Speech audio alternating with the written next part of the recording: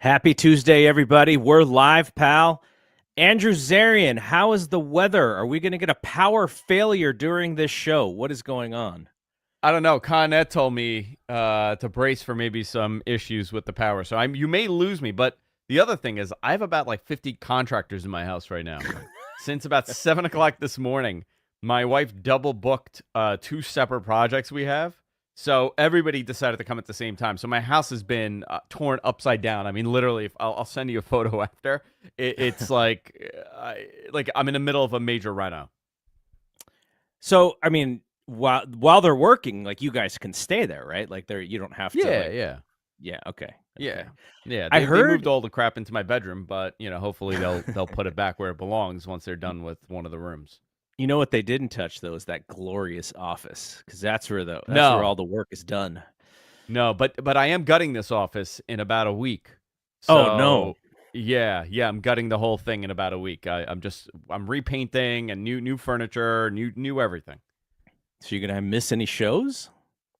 I don't know. Maybe. What I was thinking I would do, because I'm in LA on the 22nd. Oh, I didn't even tell you that. I'm going to LA on the 22nd. So I think they're gonna do it then. So when I come back, I just have to put it back together. So I can still do all my shows from LA. I did hear that there may be tornado warnings around NXT this evening. Wow. So I don't know if there's going to be a full boat of fans. I think those fans are pretty hardcore for that show. But somebody who's going mentioned in my Discord that they're going to attempt to go, but there are tornado warnings. So weather is nuts going around the world. Thankfully for me, though, it's just cold. There's no issues with wind or rain or anything. It's just freezing. So other than that, we're good over here in Northern California. So we have a few angles where we could go to for this show, but I wanted to open with letting the audience know how much of a diehard fan of this website I am, because you and I, little behind the curtain, I think people expect this, because we do content for this website. Tony the leader, nice little perk of the job is he gives us a free subscription, so we don't have to pay for our What do you mean free?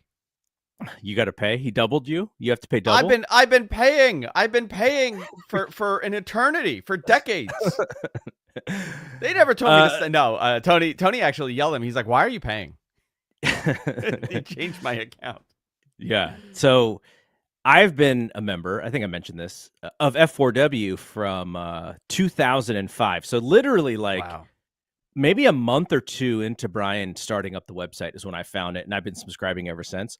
And previously to that, I think I found it through Dave. It would have had to be Dave, where he would have mentioned that Brian had a website. Because I've been a member, I've been a subscriber of The Observer, I believe sometime in 1999. I don't remember exactly, but so that's how long I've been with Dave. Been with Brian since 2005.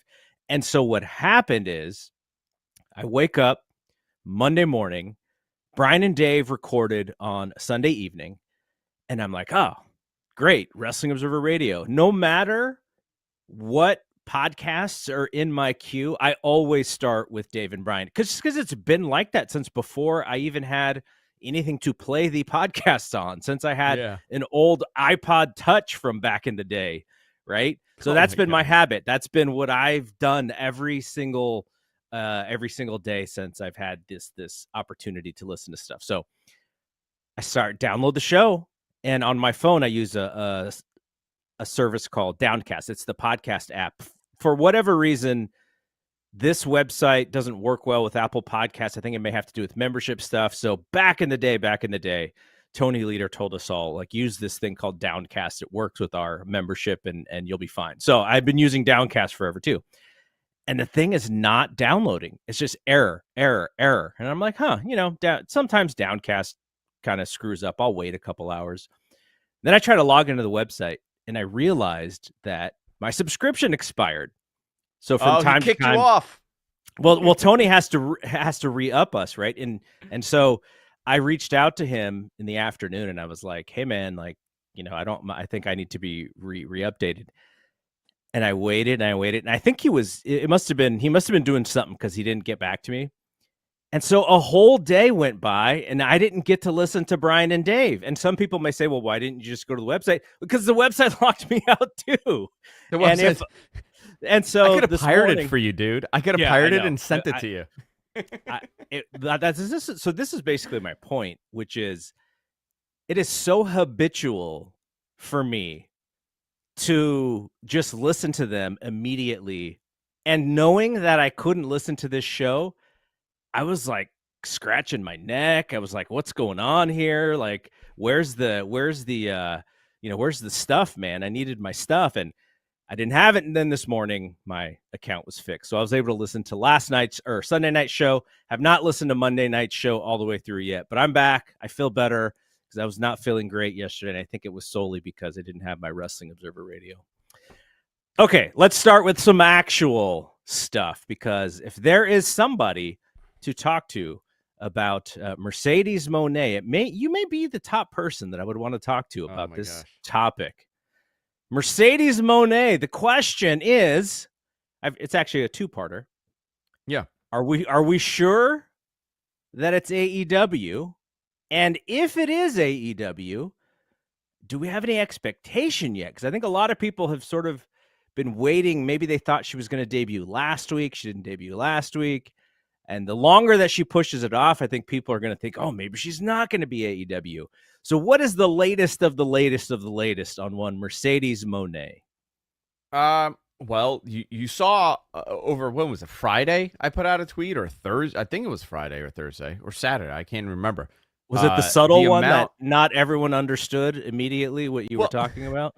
Some guy's like, oh, wait. Oh, so humble, Andrew. I put a picture of a Mercedes with money, and I had, something about her being all in, just kind of alluding she's going to AEW.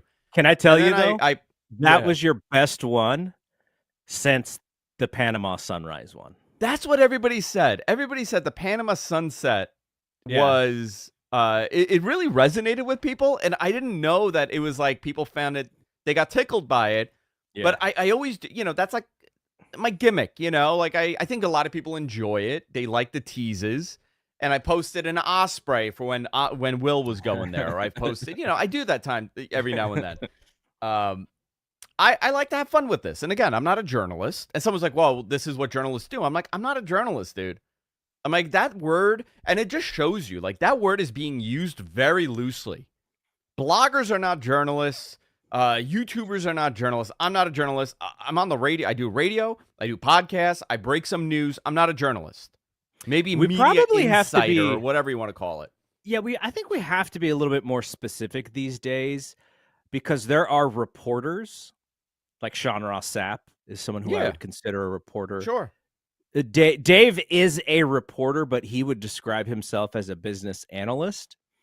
So, there is a reporter, or there are reporters, and I think there are people who do content. So someone like you and I, we are podcasters, we are content creators, but we cannot do this without our producer John there handling the behind the scenes. So it is a unit. It is not just us singularly as content creators.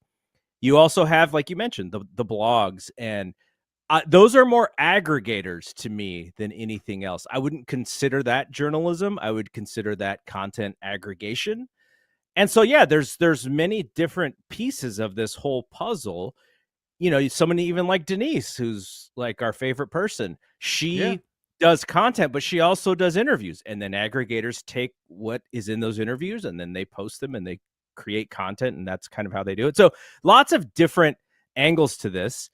And there are people who also have journalistic chops who also consider themselves reporters. And then they do other stuff. And then it kind of muddies the whole situation, which I think is what causes the confusion. I do not. It's some of what I do, journalism, I guess. But am I a reporter? Yeah, I am reporting, but I don't identify as one. It's not. I do this because I love doing it and it's fun. And call me whatever you want. But that's not what I am. I'm not a journalist. I don't have to adhere to the standards of a journalist. If I want to make a joke and I want to hint at something, I want to do a blind item, that's what I'm gonna do. You know, that's the fun part. Yeah. I will say, people got a kick out of that, and then I posted. I forgot what the other post was. Honestly, I can't remember what it was, but it really, I didn't know, and I used the word passionate because I was being very nice. Yes. Because they were very. I mean, listen, a majority of them, right? I'm not gonna group people as a negative just by looking at a couple of people tweeting me. The majority of these people were very into it. You could tell that Sasha Mercedes has a very committed following, whether or not they're committed to pro wrestling or they're committed to WWE or they're committed to her. She has a following, Yes. which is fantastic. I did not expect death threats. I did not expect people telling me that I should, that they will break into my house and strip me nude and murder my daughter in front of me. I mean, I'm saying this with a smile because of how fucking absurd it is. Yes. But it was sick. Like, and it wasn't one, Okay, it wasn't one tweet. What were they reacting in that way to? Was it just the idea you know what that it was, she's dude? Fuck you. How dare you say she's going to AEW? Okay, that's what What do you know? What do you know? You're a liar. She's not doing that to me. And, it speaks to the world. It speaks volumes to where we are as far as fandom goes. It speaks volumes as to how we communicate with each other. Listen, Garrett knows a lot about me, okay? I don't pretend to be a tough guy on the internet. These are not people pretending to be tough guys. These are mentally disturbed, really fucked up people. And unfortunately, there's more and more of those.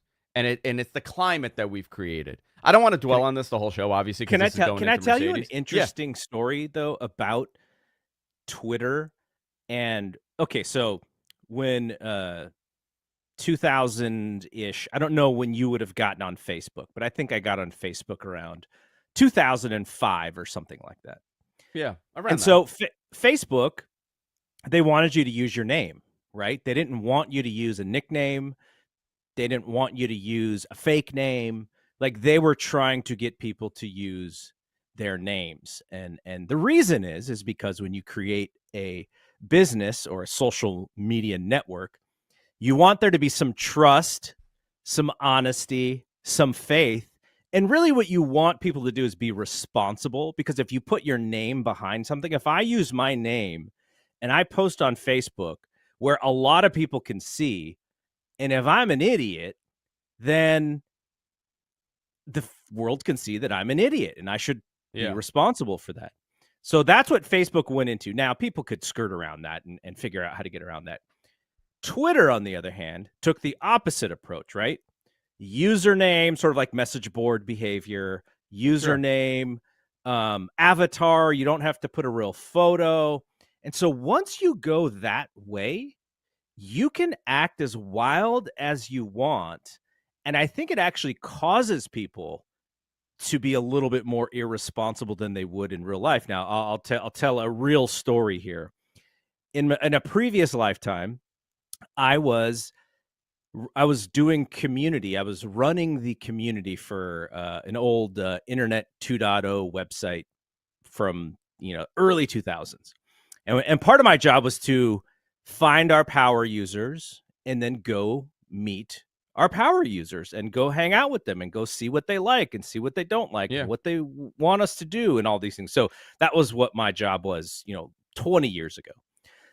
And so what you realize is the person behind the email address or the person behind the avatar or the person behind the username, they are very, like you said, overly impassioned to ask and hope for, because they are deliriously in love with this thing, which was our website, or in this case with Mercedes. But when you have that person-to-person contact, they pull way back, because like you said, their intention is not to be a tough person or a gangster or anything. They're just able to yell at people through a megaphone, because there are no rules and there is no responsibility for that kind of behavior. So they can just act crazy. And the example is is I had a gentleman. I don't even remember. I actually do. I remember his username right now as I'm saying this. But he had tried to send me an email that was kind of dismissive and sort of rude. And I responded to him and I said, I probably should have gotten fired for this, but I said, hey, we are going to see each other next month. So you should probably, sort of half smiley face, like you should probably try and be nice. And Shut the F so up. How about that? If that's what you're and, saying. Yeah. and so when we met up, and he was an older guy. He wasn't trying to create chaos or aggravation or any sort of confrontation. So he comes like with this plastic hammer to meet me, as if like, this is his He's gonna part of the attack you. joke or whatever. Right. Yeah. So but it is really that thing. And you can see that on Twitter. Like the loudest people on Twitter are usually people who have some sort of username and an avatar, and you know nothing about them because Yeah. they don't want to be responsible for how they act. Listen, and Garrett, yeah, I mean, like one of the people, like a lot of international people too, like very aggressive with the comments about Mercedes, right? There was one that was local, like to here, like where I live. And you know what? The power of anonymity is not that big because I found this guy. Found his address. I found his house. He I didn't know who found he was his messing with. sister. That's why. Listen, I'm not gonna do anything. Like I'm not gonna attack this guy. Or I'm not saying anything. But you have this false pretense of the safety of anonymity, and anything on the internet is very easy to find, especially if you have multiple usernames on multiple platforms. And then you go down and you make that mistake and you fill out that bio on that forum with your full name and your location. And then I ask a friend and they find you. Very easy. Yeah. Listen, Yeah. I'm making jokes out of this. I mean, I want to talk about Sasha, but I had in all the years, like 10 years, dude, 12 years I've been talking about wrestling. I didn't come to this level until I came to Observer, obviously. And I never, even with like announcing Punk, the collision, I've never had such aggressive FU. Why would you say this? And I think maybe a lot of it is an age thing. Mm-hmm. Her following is much younger, and you could tell. It's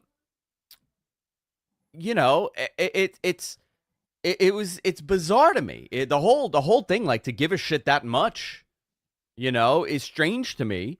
But my story is that she's going to AEW, and I've had multiple people tell me she's going to AEW, and I've seen something that makes me think that she's going to AEW way more than maybe someone else. But I mean, the fact of the matter is, if she's going there, again, nothing is 100% until you show up on TV. I don't know if the contract is signed. I assume that it is based on things that I've seen. I don't know. Again, I don't want that reported that I said it's signed. I'm just the messenger of a very polarizing story. That's how I see this. If she goes to AEW, fantastic.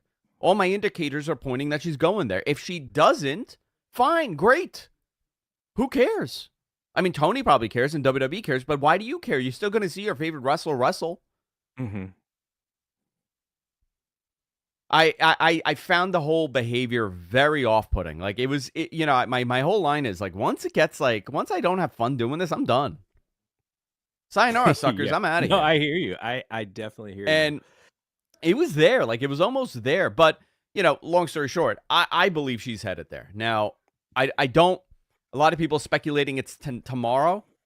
That'd be great if it is. I don't believe so. I haven't been told that. I don't know if it's, tomorrow or the following week or the following week. I do know something. I just don't know when the debut would be. Yeah. You know what's interesting? When she comes is a pretty big deal, I think. And what we've seen with Tony of late, and I'll use the Sting example just because it's kind of the hot button one. Sting was in Charlotte this weekend, and you could have done some heavy promotion for him, as this is the last time he's ever going to be here. And Tony has also said at the same time that, sort of booking in advance has been really hard because of all the injuries. But still, I think there are situations where you can create excitement either for the live audience or, in this case, AEW needs to renew their TV deal, right? So, yeah, just like how WWE brought Punk in on a surprise at the Survivor Series. So that created the excitement for when he was going to show up on Raw. So they didn't necessarily have to, broadcast to everybody in the world that he's showing up on Raw. But then they did the thing with The Rock where it was a surprise. Now, if you were following closely, you probably put 2 and 2 together and expected him to be there. But in this case, for Mercedes, could Mercedes drive up the biggest Dynamite rating in a while if you promoted her strongly, if you did a cliffhanger in some way on the Monday before or the Wednesday before, and then even on the Collision, you led people to believe that she was going to be on when, you made it very clear. Like I'm talking Punk, the in Chicago on Rampage clear.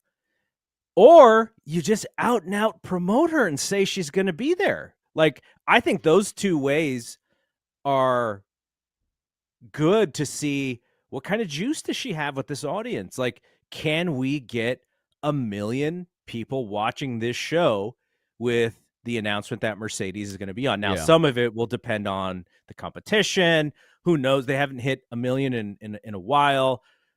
But I would like to see it. I would like to see them promote in the way that we know works to make her feel like a giant deal if she very well is on her way.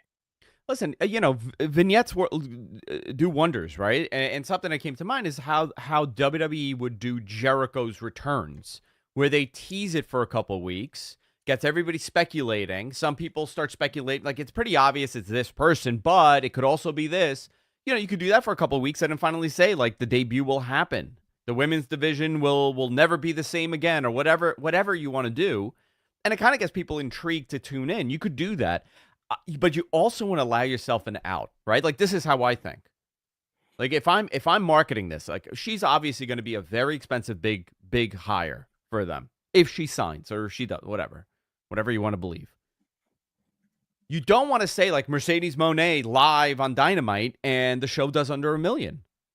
Because now you did not give yourself an out on that negative. Because that then the only conversation is going to be that. Sure. That is the opposite. Absolutely. So you're going to say, you're paying this person so much money and they couldn't even bump it up, whatever. Or if they do, then that's great, right? Then it gets bumped, then it's fantastic. You gotta allow a little bit of wiggle room here. A cold debut, I don't know what that does. That also creates you got to tune in every week to see what happens. That's also a possibility. Or they'll do, Tony Khan has a big announcement. And Tony Khan's announcement is the signing of Mercedes Moné debuting next week on whatever show. I think that would work. I think that would work really well. Yeah. Because you have two surprises technically that should pop 2 weeks worth of ratings. Yeah. Whatever happens is, I just hope if AEW believes she's in, I just hope it's pen to paper, because that if it's not pen to paper, that there's still negotiations possibly going on. And with Charlotte being out, WWE does have a spot to fill for a major star. And until Jade, that could also be Jade, by the way. That doesn't necessarily have to be Mercedes. They could use Jade to fill that spot if Jade is ready. And I think she's going to be a boon to that roster, but we have to wait and see. I just think she's got the goods. But this whole Mercedes thing, it's been a whole, we've been talking about this thing for over a year for sure. So I think a lot of people are waiting to see what she will be like in AEW if that is the case. Yeah, I truly believe if she had not been hurt, she would have been there already. I think a lot of people are missing They that did show her point. They did show her in Wembley. Yeah, she was going to New Japan. You could tell that. I was I never once questioned that she wouldn't show up there for something, whether or not it's a small program or a one-off because she was going to be in Japan for a little bit. I always anticipated that was her next step, that she debuts on in AEW, but she got hurt, obviously, and that's unfortunate, and she's now coming back. Okay, so you mentioned New Japan, and my whole I feel like the last half of last week for me was all jacked up because I stayed up until 5:00 in the morning to watch Wrestle Kingdom at Dave's, by the way. And this time, Dave was there. He didn't no-show his own pay-per-view party, so he was there. But we had a crowd of I think there was 4 of us plus Dave from midnight to 5 a.m. in the morning. Not a bad haul for that show being so late. And I really enjoyed the show. I had a blast with it. But they're in San Jose this week, and you know what match I get to see in person? Dude, great match. Okada and Ospreay. Yeah, that's awesome. I can't wait. I cannot wait. That whole card is stacked, dude. Yeah, it's going to be a fun night. It's going to definitely be a fun night. Moxley. The whole card looks great. Moxley will be there as well against Shingo. There's a mystery person who's going to tag with Matt Riddle. I'm very interested to see what Matt Riddle's reaction is, especially, Bay Area, more liberal place than just about any place he's going to work. So very interested to see. Well, yeah, also, and the mystery opponent, the mystery partner. I'm under the impression it's Jeff Cobbs, right? So when that graphic came up, I said, "Oh, it's got to be Cobb," but I wasn't following New Japan storylines that closely, so I couldn't remember if Jeff was a heel or a babyface, and I actually thought he was a heel. And I was like, "Oh, if he was a babyface, then maybe it would be Cobb." And then I was told, "Oh, he is a babyface," and I was like, "Oh, it's got to be Cobb then," because on the indie scene, they were the tag team called the Chosen Bros. And then they were going to go and work together in New Japan, but Riddle got snatched up by WWE. So yeah, that whole show is going to be a blast, and I think we're going to try and get some folks to. I mean, we have a bunch of guys going to the show, but just that whole weekend, there's going to be stuff going on, so it should be a blast. But yeah, like I never thought I would see Ospreay and Okada in person. Just one of those matches where it's going to happen in Japan, and you're not going to be able to see that live. And now they're doing it in San Jose, and I don't know, it's going to be 2,000 people in the building because the building's so small. It is at the San Jose Civic Auditorium, and that is the first place where I ever watched a live pro wrestling show. Really? What did you see? WWF C show, 1988, I believe. And it was like Hacksaw Jim Duggan and Ted DiBiase was the main event or something like that. Wow. But yeah, there was only like 6 matches. It was a short show.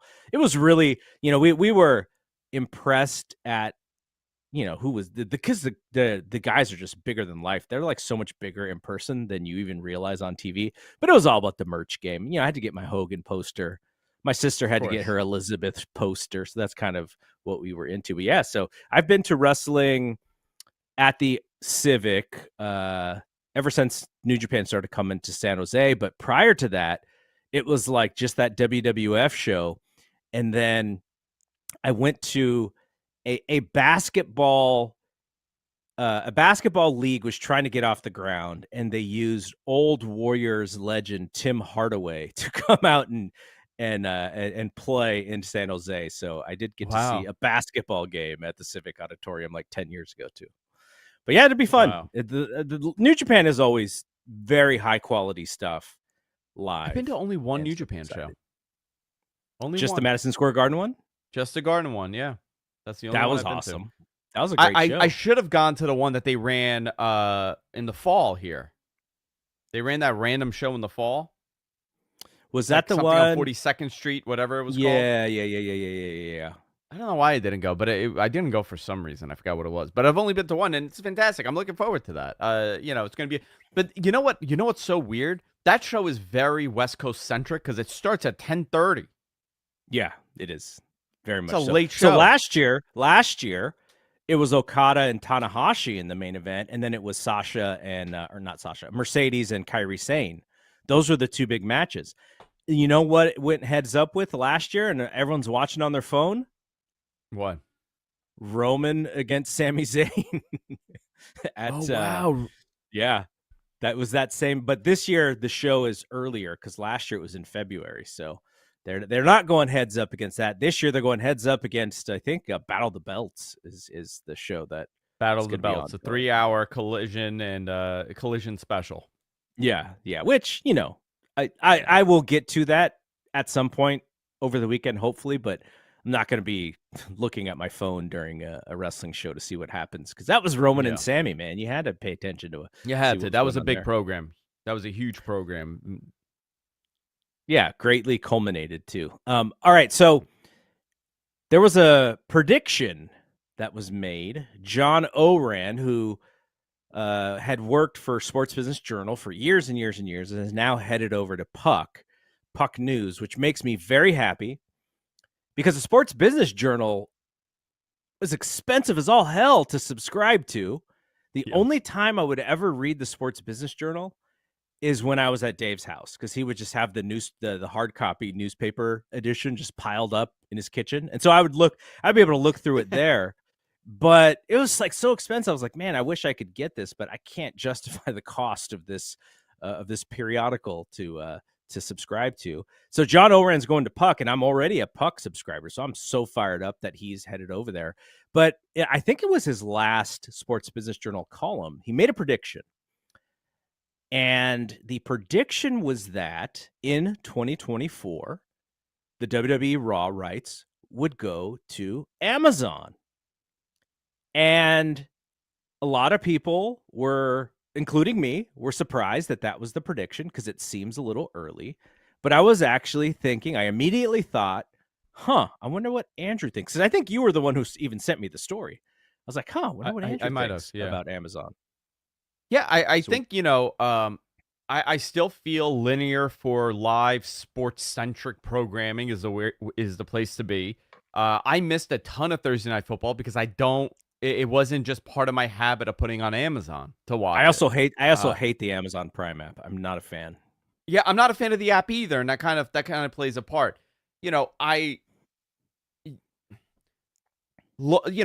First run sports like that, like the NFL and the NBA, having playoff rights, those are loss leaders for the most part. You're going to get your butt handed to you. You're going to hope that you're going to recoup some of that ad revenue and maybe not break even, maybe a little below even, but you're going to be able to make up for the ad sales for whatever is before the show. Mm-hmm. I'm sorry, after the show, the feeder. It's a very important part of TV. USA was never able to do that with Raw, right? Like, what are you watching? Crisley after Raw? Yeah, it's exactly what you were watching. So you're going to pay, again, I don't know, I still feel USA should be in the mix for this, because I feel like this is going to be a very hot year for this company, more than ever. They're going into 2024 on fire. You're going to spend $400 million to feed what show? What's coming? I don't even know what's on after, right? And that's a problem. Well, USA mostly does it to keep their overall ratings high. Rating, because then the station's going to tank. Luckily, they have SmackDown, and they're not going to tank. They'll still stay where they are. But Amazon has a very unique opportunity here, okay? Live injectables for ads, not something else. Get your mind out of it, guys. Okay? We're not, it's not that kind of show. This isn't We're Live Pal After Dark. But live injectables if we did have that show, by the way, if we did have We're Live Pal After Dark, we would do the most live streams than any other show on this network. Oh yeah, I know. If between this and everything else that you do, we it's just us. I think we're beating Brian if we added one more. So Amazon, let's say, pays them $400 million. Again, I'm against leaving linear right now. Not maybe in 5 years, very different conversation to have. But I still believe linear is where you need to be for first run programming for live sports. But you know what's amazing? You know that picture-in-picture that they do? Right? On USA, on whatever, AEW does. You know what Amazon's going to be able to do? You're going to be able to buy that freaking product next day Prime right at that moment if they're smart to do this. They have the technology to do that. CM Punk comes out. His new shirt is now on sale. Guess what? Now you could, and this is going based on that story where they're going to be able to do special discounts and next day shipping or same day shipping for WWE merch. You're going to be able to buy that new CM Punk shirt right on your TV. Boom, you bought it. Right. The revenue makeup that you have with being digital, with things like that, is astronomical. You could do it on YouTube right now. You know, YouTube, if you're on the F4W YouTube page, there's a little bar there. You could buy an F4W shirt. Yep. That's an advantage. And I think partnering with Amazon, again, I don't know if that's happening. I think partnering with Amazon, that would play a part in this. The other thing, you know, there's obviously on a smaller scale, there's a Twitch connection here. You're going to be able to capitalize on your talent. Okay, you know about this thing. You know about Twitch. Explain why WWE would care that Amazon owns Twitch. Like, why does that matter for what they want to do with Monday Night Raw? It keeps your talent happy. It's another avenue to dominate. Twitch is the emerging age group that you want, right? You want the Twitch followers because they, right now, I mean, obviously it's a younger. I don't know what their overall demo is, to be honest. But I'm not an idiot. I could tell you that it's probably much younger than what's watching USA or what's watching TNT. So you are reinvesting in your following. When they banned their talent from streaming on Twitch, I thought it was one of the most idiotic things to do because you're tapping into a market that is not watching TV, and you're going to be able to convert these guys with people like, you know, Adam Cole and Randy Orton and whoever else, you know, even if Mercedes was streaming on there, you know, you have an ability. Randy Orton just flexing his muscles for a half an hour straight on his Twitch channel. Yeah, and you know, like, you have an advantage because you're tapping into a younger market. Dakota Kai, he's another one. You have young, fun characters that have a dedicated following that you're going to be able to capitalize on to sell more things, and also they're going to be able to make more money. So your talent's now happy. There aren't too many platforms that have an all-in-one solution for you. Amazon does. Now, does Amazon want to fork over $400 million a year? Again, that's the estimated number. I don't know. But it is interesting that Dave, I don't know if it was the show with you or with Brian, Dave brought up recently, a couple days ago, that Fox was not the highest bidder for SmackDown. Yeah, he said that. I think he may have said that last night. Or no, he said that Sunday night. It was the Sunday night. He said that Sunday night. Yeah. And, you know, it kind of gets you going because Dave doesn't say things out of nowhere. They were very tempted by streaming. I know that during the last TV rights deal, but a lot changed over the last 3 years. Just in case folks don't know what Andrew's referencing, there was a question on Wrestling Observer Radio, mailbag question, and the person who submitted it basically said, would WWE take less money from Warner Brothers Discovery just to screw with AEW and replace them on their television? And so that was the question, and Brian had two answers that would stop that, which was the MLW lawsuit was based solely on WWE removing opportunities for competitors, and the other thing was the stockholders. If the stockholders found out that they took less money, then they would be really frustrated. And so that's when Dave said, well, you know, you could tell them what you want to tell them. And, you know, he said, someone told me the last time that they had the rights that they were offered more money than what they got from Fox. And so that's where the story came from. But here's the difference, right? And that is true. I think now 3 years later, or what, 4 years? How many? 4 years. Was it 3 years? 4 years later. Linear has lost following. Yes. They are going to lose faster in the next 5 years than they lost in the previous 5 years. We found out that the power of network television is no longer there. I mean, a little bit, sure. Unless you're the NFL. If you're talking about, unless you're the NFL, obviously. NFL is the anomaly here. We'll take the NFL out of the equation. But, you know, it's a far easier conversation. It's a far easier pill for your investors to swallow in 2024 than it was in 2018 or 2019 when you're telling them I'm going to take a less of a deal, because the power of being on cable, the power of being on a network television show to further grow your brand is the compromise there, right? You're maybe going to take maybe whatever 50 million less or 30 million less. I don't know the number, but you're going to be in front of a much larger audience. Also, ad sales was still immature for digital content versus traditional television. So a lot of that shifted. It's shifting more digital now. Also, Amazon Prime having the NFL has really changed people's mindsets here. Whether or not it's good, I don't love it on Amazon, but it's also changed how people think. Like, well, if the NFL's on there for Thursday Night Football, that's a huge night for media consumption for the NFL. Maybe we're more open to more things. I think this is a very interesting. I love this stuff. Like, I my ears perk up. This is like, I don't like debuts and stuff I could talk about, whatever, but I love the business end of this. And it's very interesting to me how we're shifting away from cable. I will say, if for whatever reason Raw ended up on TNT or TBS, I cannot justifying to any investor, hey, listen, we're going to a lateral channel for less money. Mm-hmm. I can't see that happening. I really can't. I know it's fun. Like, for the internet, it's fun to think that way, but this is a very different company. And it's not Vince McMahon's WWE. It's not even Nick Khan's WWE. It's Ari Emanuel's. Yes. This is Endeavor Group is a machine. They don't think in terms of wrestling. They don't think in terms of storyline. They think in terms of feeding the investors and continual revenue growth every quarter. And I can't see them, Nick Khan going and saying, yeah, but we're gonna really stick it to the number 2 that's really behind us by going to their channel.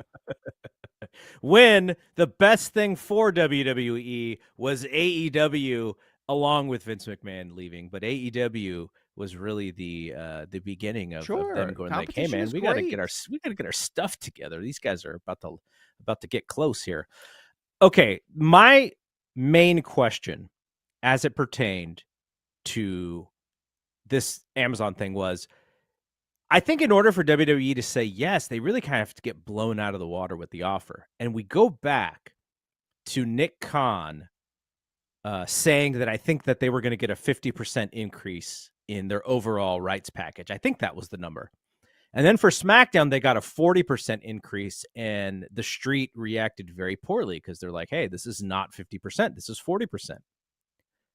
If that is the case, if Nick still wants to get to that 50% number, and Amazon is like, hey, we got a bag for you, and this will jumpstart the stock price here because you will be seen as a truth sayer here, then here's more money, and they could do it. Yeah. Now, much like you said, I think you had a great point. 5 years ago, you probably can't do it, because by the time your 5-year deal is up, streaming is still not anywhere near the strength of cable. But what about 5 years from today, or 5 years from this upcoming October? 2029? Streaming may very well be much closer to neck and neck. It's just the thing that's different, though, about streaming is, I think the predictability habits, or the habits and the predictability around people's habits, are going to be so different on streaming, and people don't really understand them yet, whereas you can understand them much easier on traditional streaming or cable television. That's the hard thing, Garrett. People don't realize the purpose of television, the purpose of networks, is to sell you things, right? Like, the show is the freebie. Like, that's the freebie for you. The purpose is to sell you things. And with linear losing their viewership, they're also losing their ability to sell you things, because you cannot do an impulse buy on Fox. Yes. Think about the steps you got to follow. Everything is catered to us, right? Like, everything is so easy. I'm getting hot talking about it. I got to turn my air conditioner on. Everything is catered to you. So, listen, you see a Dove soap ad, right? The standard, the most simplest of ads from the time of TV. Soap, right? Detergents, body wash, it's the things that you needed. Where are you buying that now? On Amazon. You want to buy soap? Guess what? There's a soap ad. There's a shampoo ad.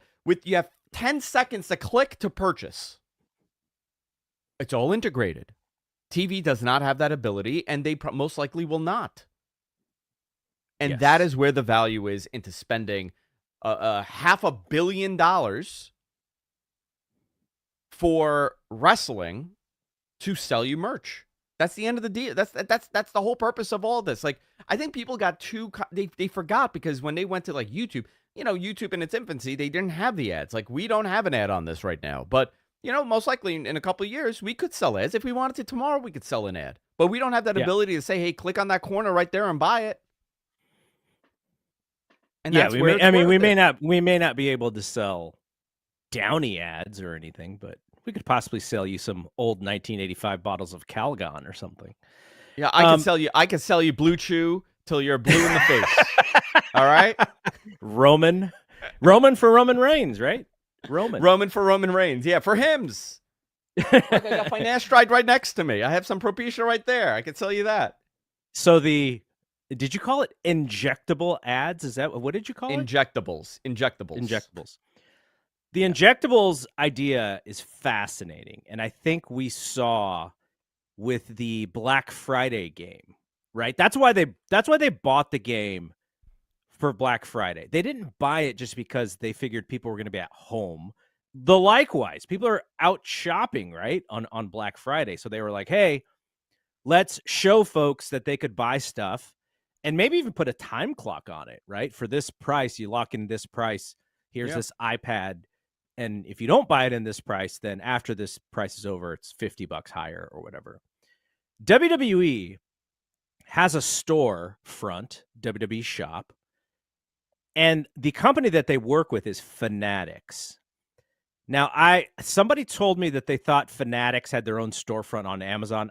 I'm sure that they do, but that is the other thing, which is interesting to me is, John Cena comes back, and can you imagine how hacky these product placement things are going to be if you're actually on Amazon Prime?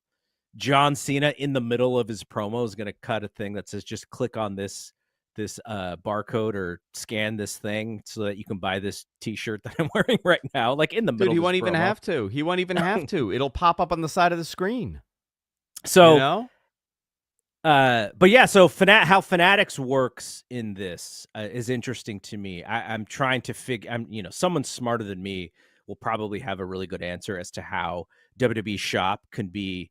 That maybe they work with Amazon, and Amazon gets a piece of that for putting they're buying these injectable ads. But I would just think Amazon would want to just push Prime. So that's an interesting thing as far as Amazon. If you were to bet, would you still bet on linear TV? If you had to put money on this thing, would you still bet on linear or cable? I don't know. I'm still betting that they're not going to WBD. But yes, what are your options? And they're not going to Fox, right? Selfishly, so where are you going? I want FX because I'm a Hulu customer, and they would have everything very available for me because FX is on Hulu. That's like the Hulu channel. So selfishly, that's what I would want. And there's something to working with Disney, I guess. Maybe you get a little bit more coverage on ESPN because you're working with Disney and you're on FX, stuff like that.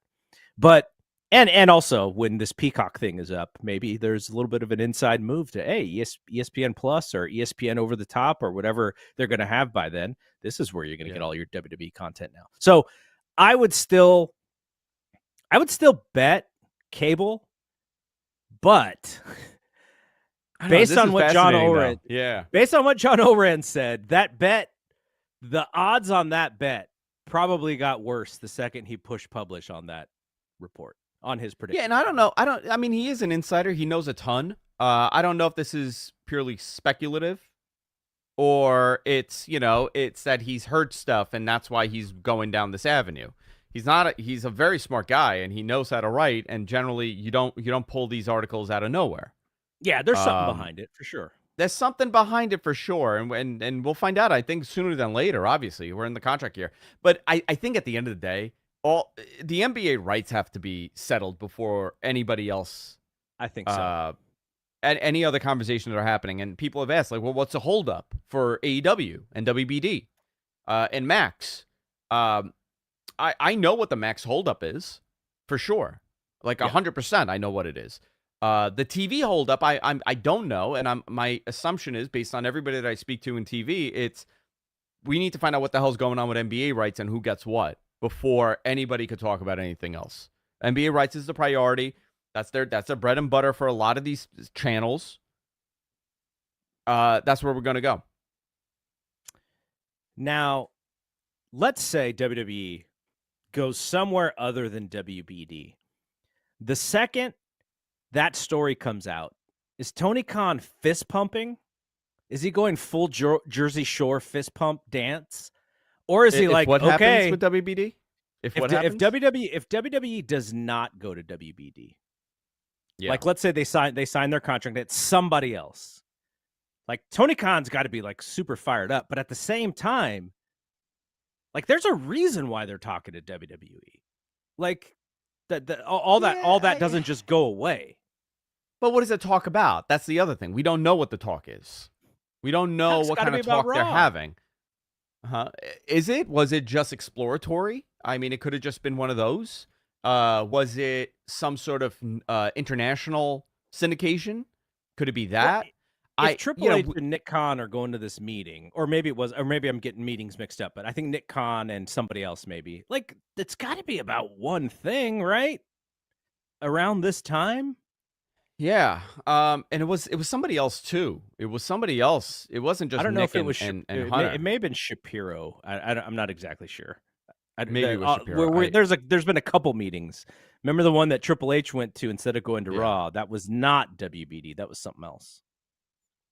Yeah, I don't know what those meetings were. Listen, and I've asked. I know plenty of people there. I've asked plenty of people there, and the meetings were done at a time where a lot of people are out of the office. They're working from home. They're working from vacation, and a lot of that chatter didn't happen. But I am surprised that story came out, right? Because when you have that top brass meeting, nobody really talks. Things have to trickle down, and nothing has trickled down yet. So either that meeting is so hush-hush that nobody is discussing anything from it except for the people in the room, or it went nowhere.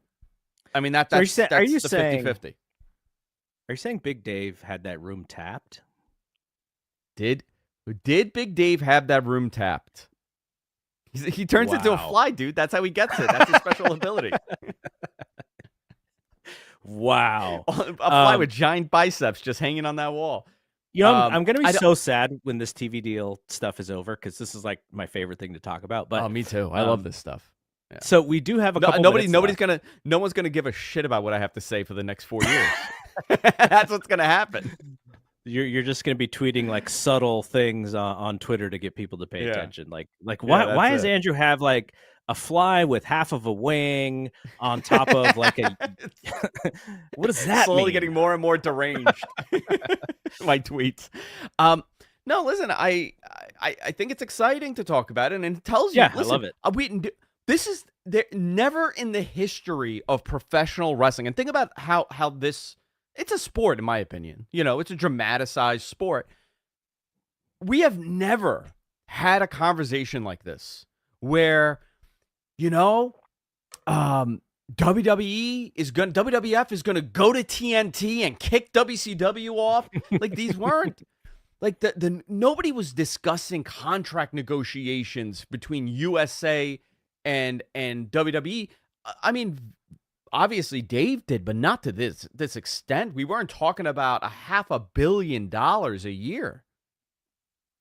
The first time I heard Dave ever talk about contract rights, I think Raw was getting like $20 million or $25 million. That was the first time I ever heard a number associated to that show. I have no idea what year that would have been.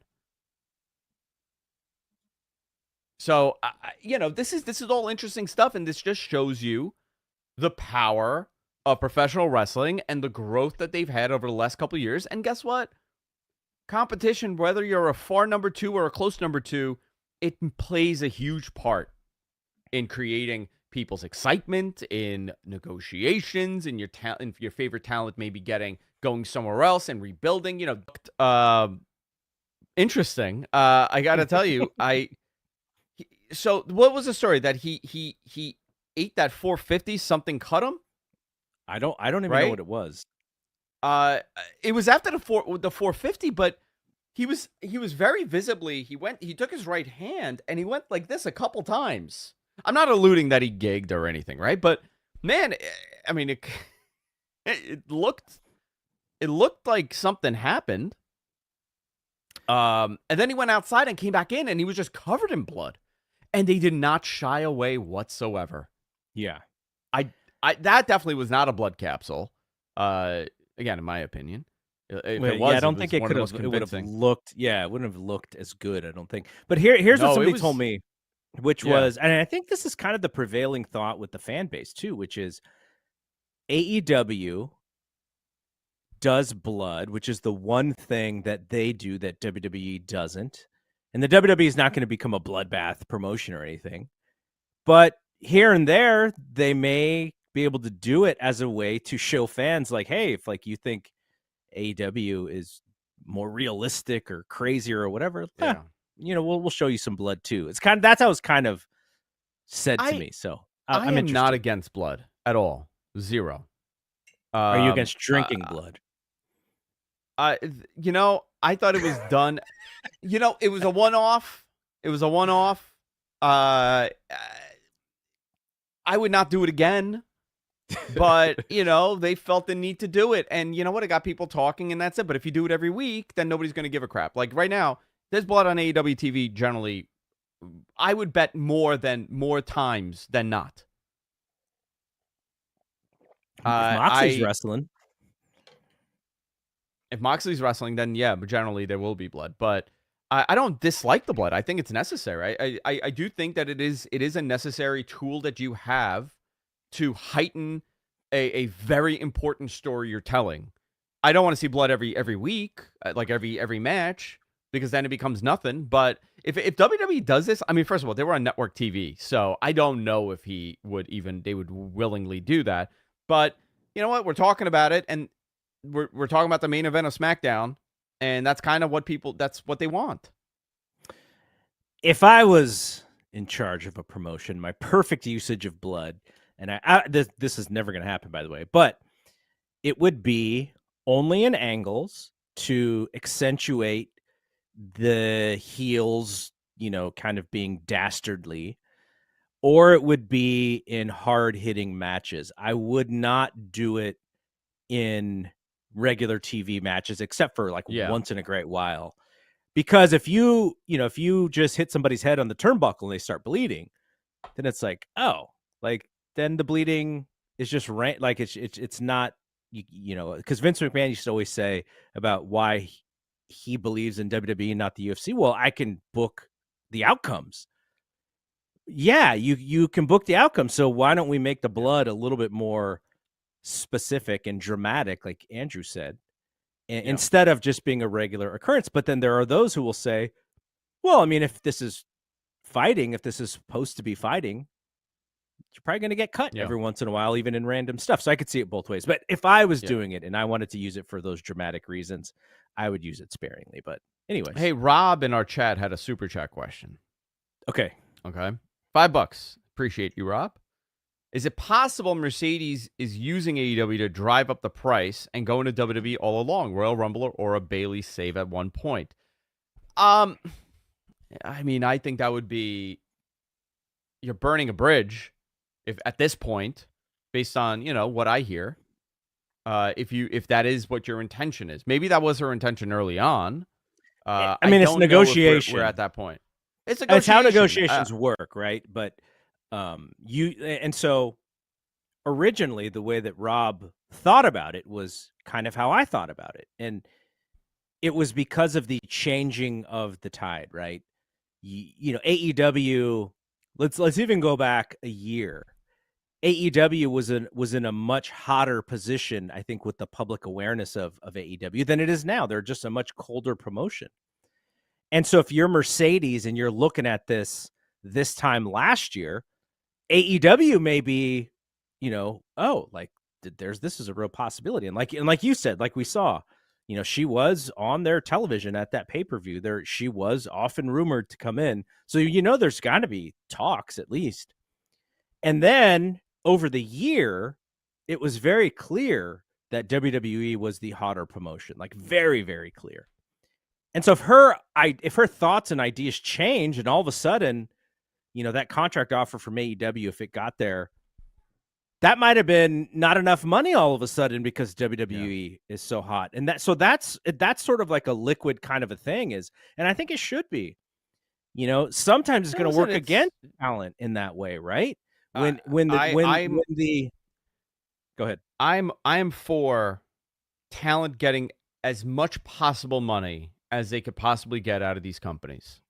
Your career is short. You don't have a 40-year longevity. No, knock on wood if you do. God bless. That's an anomaly in the business, in professional wrestling, in any sports.